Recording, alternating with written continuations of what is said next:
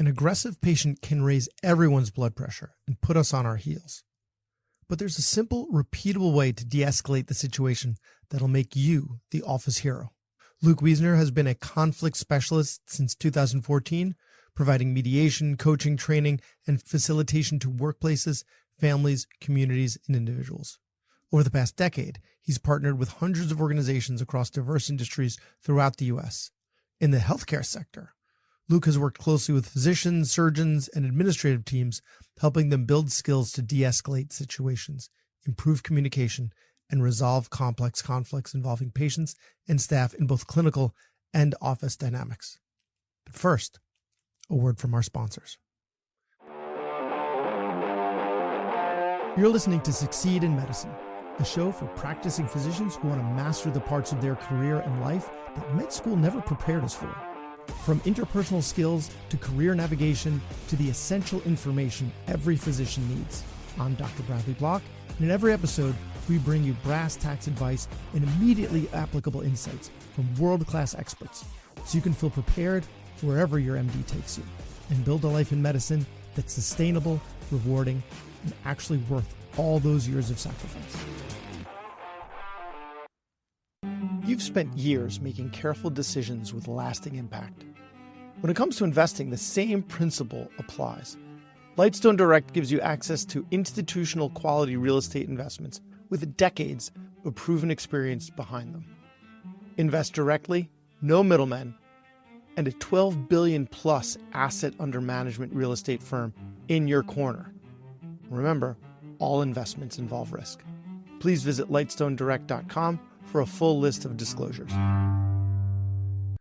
Luke Wiesner, thank you so much for being on the podcast. Yeah, thanks, Brad, for having me. I'm looking forward to it.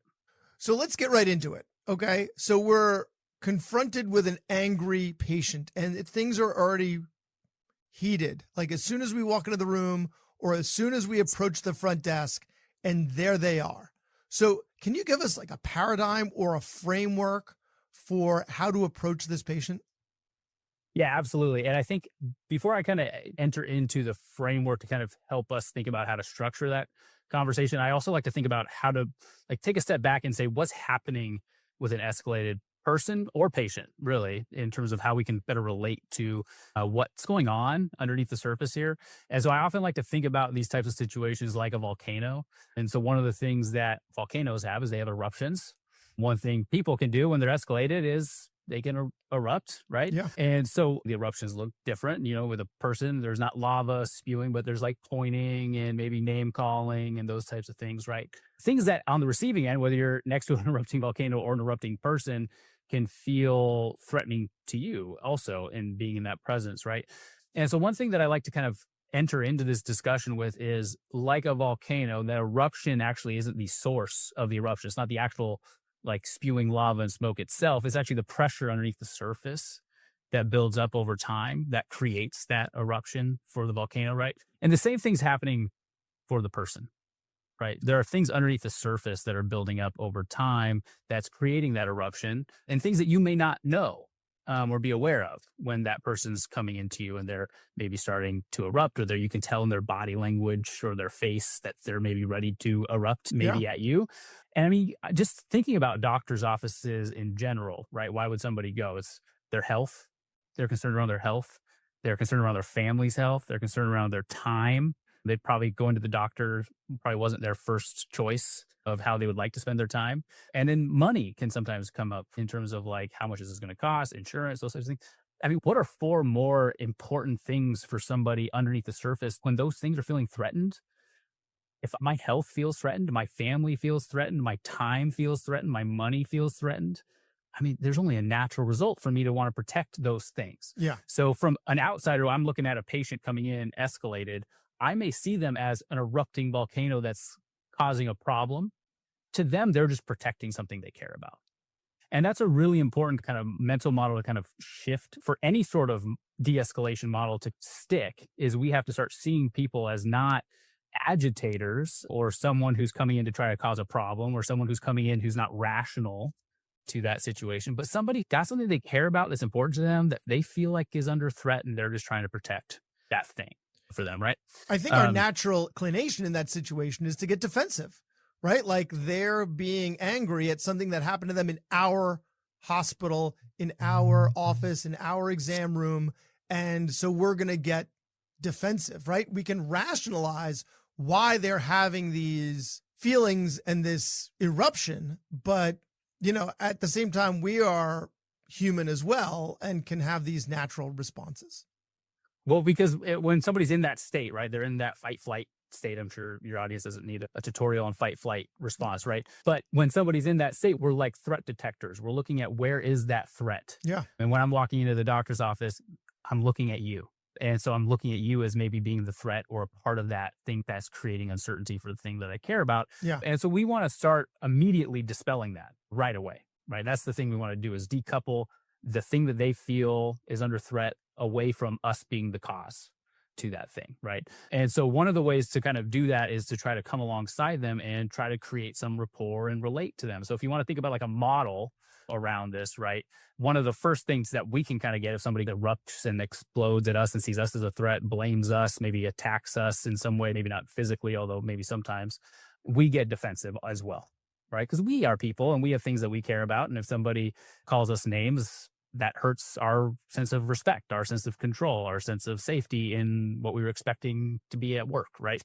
And so our natural response to somebody who's erupting at us is to defend ourselves or to blame the patient for their own bad planning onto why they didn't get their appointment time right, right? But what is that going to do? That's just reinforcing the narrative to them that, no, you are the threat, right? We are in an attack defense We're posture adversaries. Here. We're not on the same team. Exactly. Yeah. And so we got to just acknowledge that these are normal human emotions, normal human things. You should protect the things that you care about. I'm going to protect the things that I care about. And when somebody disrespects me, the only natural thing for me to do is protect myself. However, if our goal is to de-escalate the situation, defending myself as a physician or someone like first point of contact in a doctor's office or a hospital, if I defend myself, I am actually reinforcing that adversarial position. So if you can kind of think about like a model for your folks to kind of maybe be wrapping their minds around, the first one is I got to regulate myself. I got to make sure that I'm not contributing, adding gasoline to their fire. And so what are the things that I can do? Is it take a couple of deep breaths? Is it just remind myself like, oh my gosh, this person's got something that they're trying to protect? Is it just like a mental switch that I can kind of make right there? So I want to regulate myself. There's a lot of different ways to do that, right? Getting oxygen in your system, trying to practice empathy, maybe taking a quick break if you can to kind of let things settle. Everyone has a different way to do that, right? But we got to start there so that way we can go to the second step, which is trying to relate to them. Okay. And relating to someone's experience, if you think about the volcano model, right? So somebody's in an emotional state, they're in a fight, flight, freeze state, and their experience is something they care about is under threat. So if I'm going to relate to somebody, I have to help them see that I understand that they're having an emotional experience about something they care about. And so how do I reflect that back to them? Do I see that they're frustrated? Can I reflect that back? Are they concerned? I maybe don't want to use words like anger. Like, I can see you're really angry about this, because what does anger communicate to somebody? That they're a threat. That right. They're Like, a threat. yeah. They're being irrational, right? No, who wants to be seen as irrational, right? But being concerned about something, being worried, caring about something, feeling frustrated, those are some kind of muted emotional words that people can latch onto and be like, yeah, I am concerned about this. Yeah. But if I say you're angry, it'd be like, I'm not angry. It's the first response you'll always get, right? Is I'm not angry. So how do I capture their emotion? But also, can I have some sort of sense of what they're trying to protect, right? Are they protecting time? Like they've been waiting for a long time in the waiting room. Yeah, like this probably isn't the first place you were planning on spending your time for this much of the afternoon. I can imagine how frustrating that would be. How do we make sure we say something and it doesn't come off as patronizing? Because, if we're taking our own temperature first, right? So we cool ourselves down. So we make sure that we're not reacting in anger as well. Take a couple deep breaths, get our emotions out of the situation, and then start talking to them and say, yeah, I could see how this could be really frustrating. Like, we've wasted your time and your time has value. How do we make sure we're not being patronizing? Yeah. Do you mean what you're saying? Yeah, but sometimes your goal is to de-escalate, right? And so you're just trying to de-escalate. You know what I mean? Like, while you do appreciate what they're going through, Like at the same time, you know, in your head that your goal is de-escalation. And so you're going to say what you can to de-escalate, whether or not you mean it. Right. Yeah. So, I mean, obviously the best answer is you mean the thing you say. Okay. Right. And so, there's a lot of research on, how much of our communication is nonverbal and in our tonality and our rate of speech and not necessarily the words that I say. So I can say, and you can't fake it. You can't fake it. They'll know. I've had people who are really good at de-escalation who would say things I would never say, but because they mean it and they're genuine and authentic and they really care. So if you think about it from another step back, they're escalated because something they care about is under threat. Yeah. Ultimately, if there's only one takeaway from somebody listening to this episode can take away is the way to de-escalate is to show them that you care, whatever that is. Forget the words you're using, forget whatever it is, just show them that you genuinely care, right? I'd also say there are some best practices verbally too. Okay. Right. In terms of those emotion words. And, I teach this stuff a lot and not just in the medical industry and in all sorts of industries. And I actually have some personal experience being escalated customers. I'm an escalated customer from time to time too. I have things I got to protect. And so there was one example, maybe a year or two ago, I was on the phone with a telecom company that will remain nameless on here. And I was frustrated. It was like about a double bill thing or something. I had my whole story rehearsed. I knew what I was going to say. I had my evidence. I was ready. I needed to have my day in court, so to speak. And the person on the phone just let me have my day in court. Let me say the thing that I came prepared to say. And just very clearly, I could tell they were reading off a script. But you know what? It worked. I was like, oh, thank you. And they were not directly reading from a script, but they were clearly trained to say, I'm so sorry you're feeling that way. I can tell you're frustrated. And I'm like, well, this is 101. Classic 101 type of thing. But also in that state, I'm emotional. I'm not necessarily thinking about it from an intellectual perspective. So when somebody said that to me, I was like, thank you. Like, I am frustrated. Yeah. And they were committed to solving it. Right. And they were saying, let's look into it. And that's kind of like this piece, right? People get escalated because there's something they feel is threatened or there's a problem to solve. So there's that human element, which is where we've been kind of spending most of our time focused on, is how do we acknowledge that human element? So we regulate, we relate, we can kind of seek understanding from where they're coming from and what they're protecting their experience around this. But there's also, can we solve the problem? Somebody comes in, they didn't have an appointment, they thought they had an appointment, we just had a cancellation, we could fit them in. Well, we should solve that problem. Like, there's an easy answer. There's an easy solution. Maybe not. There is usually not an easy answer, right? Yes. It's usually not an easy answer. It's like, I got the email that said my appointment was right now, and I'm here, I'm on time, I'm ready to be seen. What do you mean the doctor's in the operating room? What do you mean the doctor's not even in the office? Do you have anyone else that could see me? No, their schedules are completely full. And in fact, they're running late. So no, we can't put you in their schedule. Exactly. Right? And that's why somebody would be listening to this, is not for the easy solution. Yeah. If there was easy solutions, why would you listen to a de-escalation podcast episode, right? And so those are exactly the reasons why we have to lean so much on the human experience and the human emotion, because I would imagine, even though there's not an easy solution, there's probably not too many problems your folks don't have some solution for. Just might not be a solution that the patient's going to like. Yeah. What we can see is going to be in a month. That's the solution, right? That's not going to be the one they like, but I have a solution for it. So I can't control whether they're going to like the solution. I can control whether or not I let them demonstrate some sort of care to their experience. Okay. And that's why we want to start and lean on that, because that's all we can truly control in this process, right? If there was an easy solution and we could just fit them right in, there's not going to be that big of a problem, right? So we care about the ones that are keeping us up at night. Hello there, Dr. Boss. You should consider doing a podcast or starting a YouTube channel. And if you're a doctor that already have a podcast, even a YouTube channel, you want to up level, well, we have just the thing for you. I'm Dr. Ann Trump. I'm Dr. Mike Lorraine. We're talking about Dr. Podcast, drpodfest.com. Mike and I are having an actual live event in Orlando, Florida. As a doctor, you need to start making money from your podcast or YouTube channel. We have a stellar lineup, speakers, and for me, it's really more collaborative. It's going to happen in January 15th of 2026, but it's going to be lasting for 4 days. you have really 2 events. So your ticket not only cover the Dr. Podfest event, but it's also covering the whole 4-day event of Podfest Expo, where you learn everything about podcasting and being YouTube and even marketing. You never know where it's going to lead you once you get in front of a microphone, doctors, because all sorts of doors will open for you. Take a leap of faith and do something different, and you never know where that is going to lead you. Bring the kids, bring yourself, start something new for January.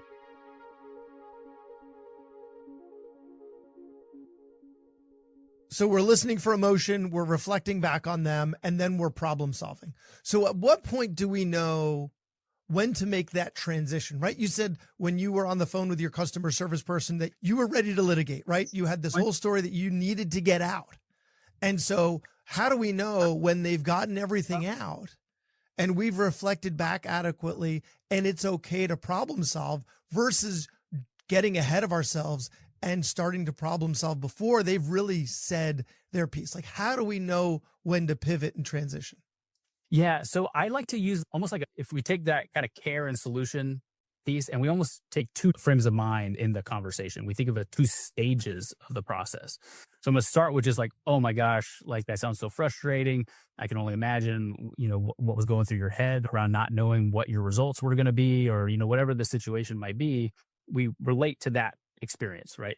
Let me see what we can do to figure this out. And so I'm using a transition statement to indicate I'm going away from the experience into the problem solving. Now, I'm going to want to keep that acknowledgement through, because I'm probably going to have to, if it is a hard problem to solve, I'm likely going to have to continue to de-escalate through the problem solving process. And so you're kind of sprinkling that language throughout. Is that what you're saying? So listen, because we've wasted so much of your time, this is what we're going to offer you. And you continue to acknowledge their pain.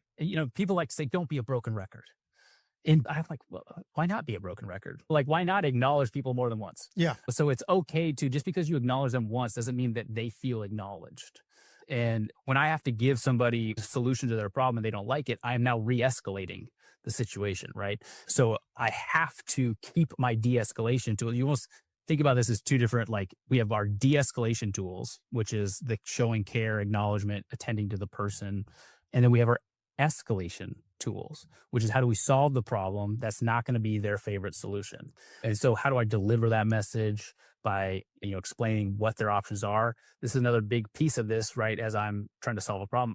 When people feel backed into animals in general, right? Cats in a corner, when they feel trapped, what do? They erupt, right? So I don't want people to feel in a corner. I don't want people to feel trapped.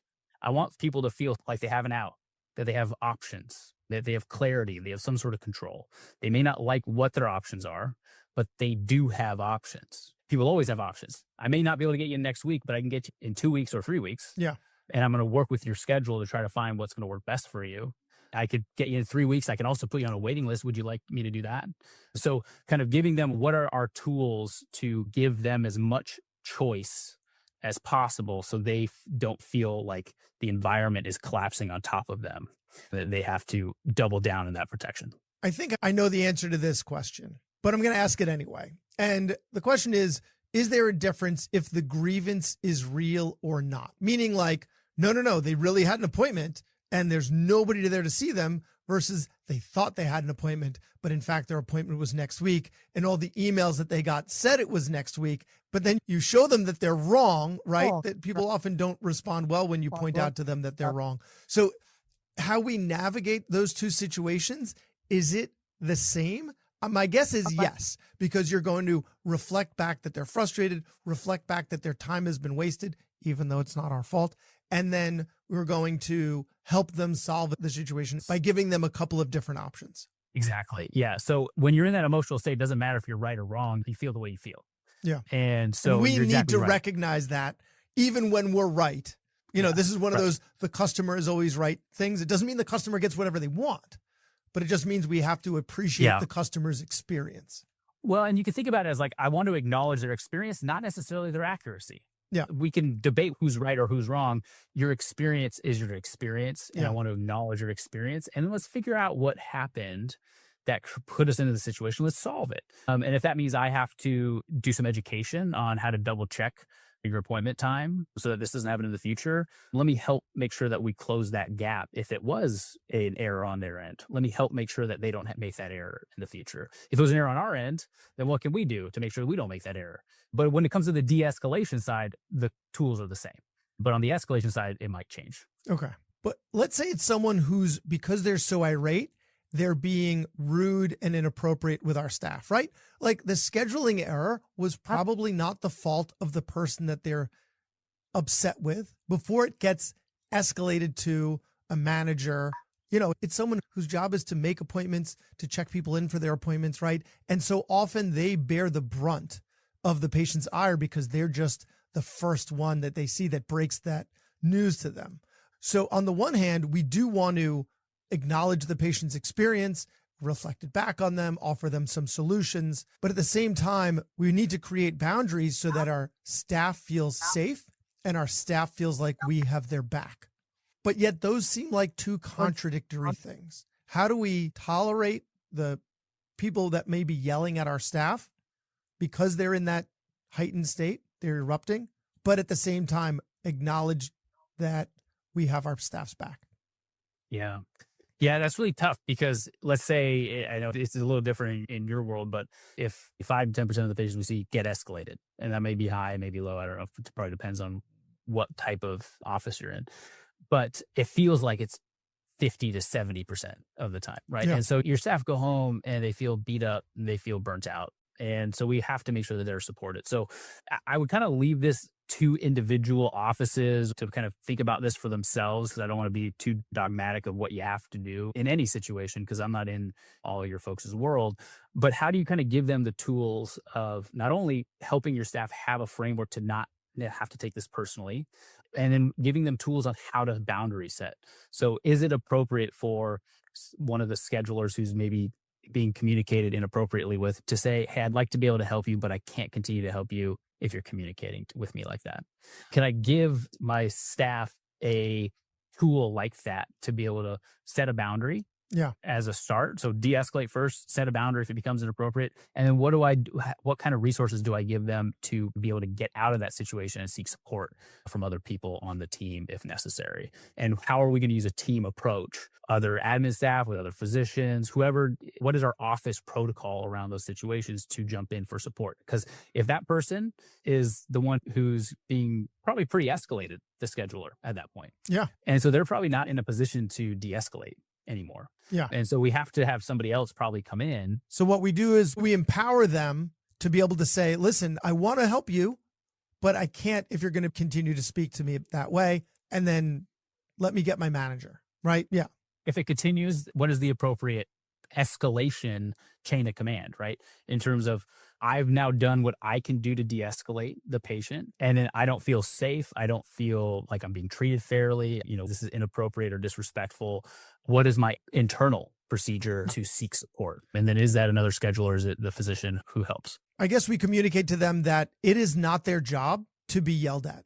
And if you have someone who's like that, you immediately have to get a manager, because there are going to be some irate people and it's not your job to de-escalate them. We don't want you in that situation. So I guess that's how you communicate to them that you have their back, because there are going to be people who are yelling, upset, erupting. As you said, it's inevitable, but they should feel like we have their back because we're willing, or our managers are willing, to engage with those patients, and they don't have to. Not that we have to pick a side in that situation, patient versus staff, but rather our goal in that situation is get the staff out of that situation as soon as possible, so they just don't even have to be embroiled in it. Up with the staff, right? And, you know, do a debrief. Yeah. And see, you know, how are they doing?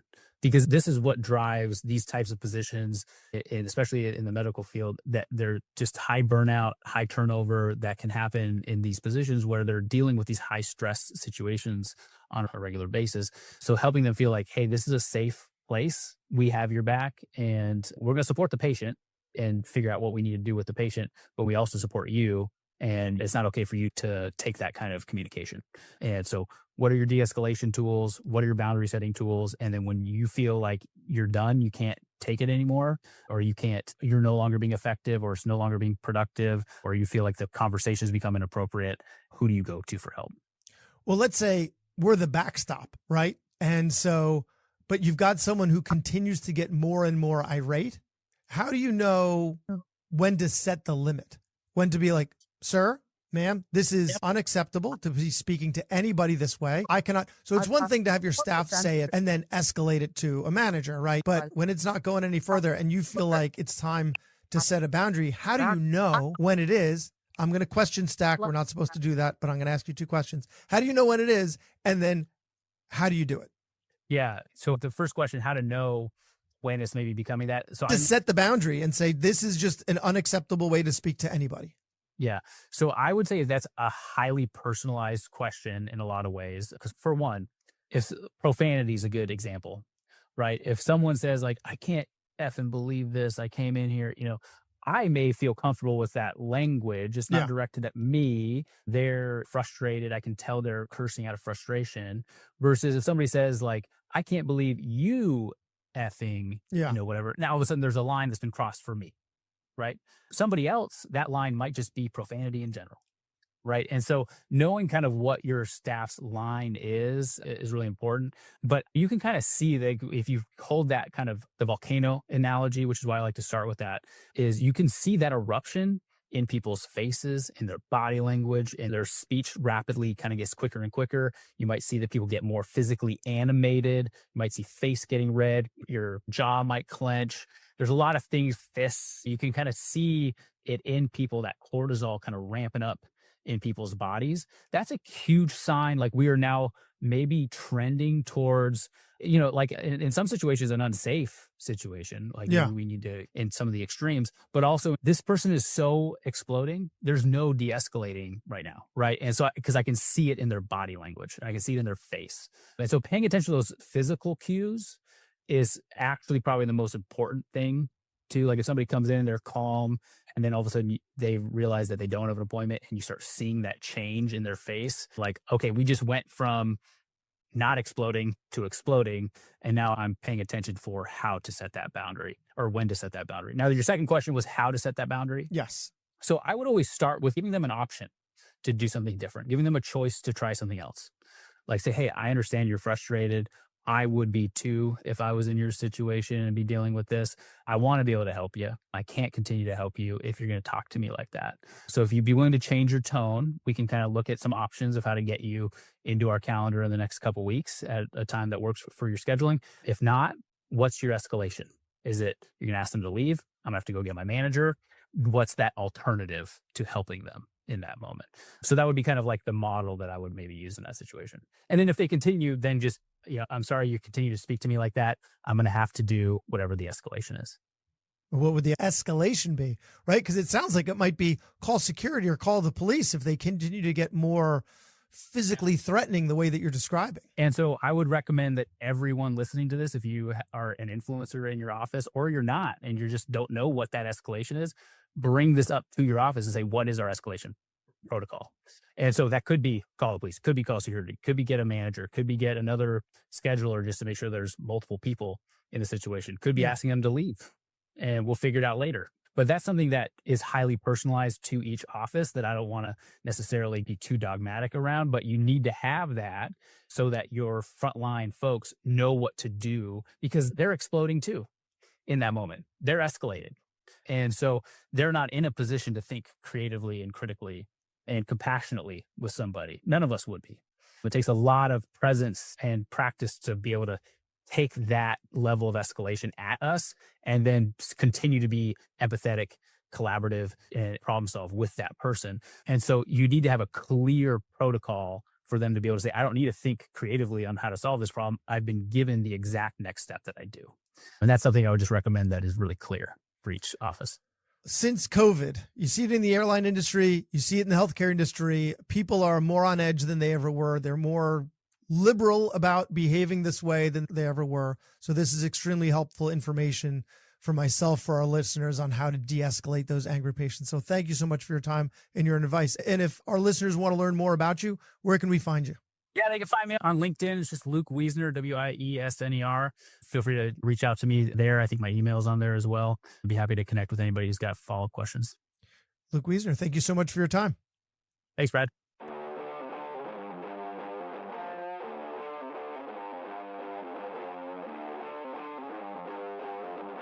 Thanks for listening. I have a favor to ask. You listened to the episode until the end, which means either you fell asleep or you really liked the episode. So please write us a 5-star review, take a screenshot, and email it to me so I can send you a quick guide on how to earn patient trust in 20 seconds or less. Email me at brad@physiciansguidetodoctoring.com and feel free to suggest a topic or guest. I take your requests seriously. The views expressed on this episode are those of the interviewer and the interviewee and do not represent the views of their employer or even their significant other. Even though the magic of podcasting makes it sound like I'm talking directly to you, this is not a doctor-patient relationship, and this is not medical advice, or financial advice, or legal advice, or really any advice. Thanks again for listening to Succeed in Medicine.